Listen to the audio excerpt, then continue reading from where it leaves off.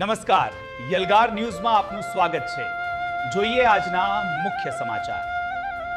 गोरों से हम लड़ेंगे चोरों से, बिरसा लड़े गोरों से हम लड़ेंगे चोरों से, बिरसा लड़े गोरों से हम लड़ेंगे चोरों से। દિલ્હીમાં આયોજિત જનજાતિ સુરક્ષા મંચના કાર્યક્રમમાં કેન્દ્રીય ગૃહમંત્રી દ્વારા આદિવાસી સમાજને વનવાસી તરીકે સંબોધવામાં આવ્યો છે, જેનો આદિવાસી સમુદાય દ્વારા તેમની મૂળભૂત ઓળખ અને અસ્તિત્વના અપમાન તરીકે વિરોધ કરવામાં આવી રહ્યો છે। આદિવાસી સમાજની માંગ છે કે તેમની આગવી સંસ્કૃતિ, ઇતિહાસ અને જીવન પદ્ધતિને ધ્યાનમાં રાખીને તેમને વનવાસીને બદલે આદિવાસી તરીકે જ ઓળખવામાં આવે। આ બાબતે કોંગ્રેસ પાર્ટીના જિલ્લા આદિવાસી વિભાગ દ્વારા કલેક્ટરશ્રીને આવેદનપત્ર આપવામાં આવશે। આ કાર્યક્રમમાં શ્રી નરેન્દ્રભાઈ રાઠવા અને પ્રોફેસર અર્જુન રાઠવા ખાસ ઉપસ્થિત રહેશે।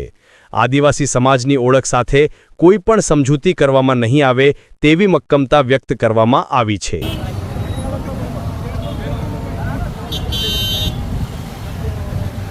अमित शाह अमित शाह मुर्दाबाद, अमित शाह मुर्दाबाद, अमित शाह मुर्दाबाद, अमित शाह अमित शाह मुर्दाबाद, अमित शाह मुर्दाबाद, अमित शाह मुर्दाबाद।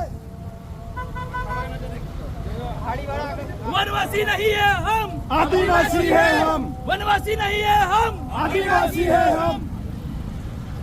आरएसएस मुर्दाबाद, आरएसएस मुर्दाबाद, आरएसएस मुर्दाबाद, आरएसएस मुर्दाबाद।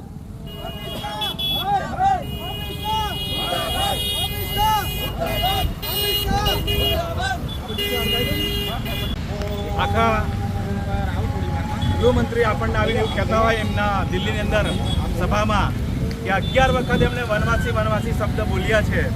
તો આ ભારતની અંદર આખા દેશમાં રહેતા આદિવાસીઓ ભારતના મૂળ નાગરિક છે અને ભારતના પ્રથમ નાગરિકો છે એવું સુપ્રીમ કોર્ટ પણ કહ્યું છે અને અહીંયા બુદ્ધિજીવીઓ પણ કહ્યું છે, વરિષ્ઠ પત્રકારો પણ કહ્યું છે અને એના જજમેન્ટ પણ આપ્યા છે।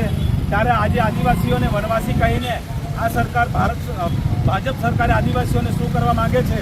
આખા દેશના આદિવાસીઓ આજે દેશમાં વિરોધ કરી રહ્યા છે અને આદિવાસીઓને વનવાસી કહેવાનું આ સરકાર ભાજપ સરકારે બંધ કરે અને આરએસએસ સાથે સંકળાઈને આખા દેશની અંદર આખા આદિવાસીઓ પર અત્યાચાર, અન્યાય અને જમીનોને લઈ લેવા માટે આ લોકોએ અગતરા એમના પ્લાનિંગ કરી રહ્યા છે।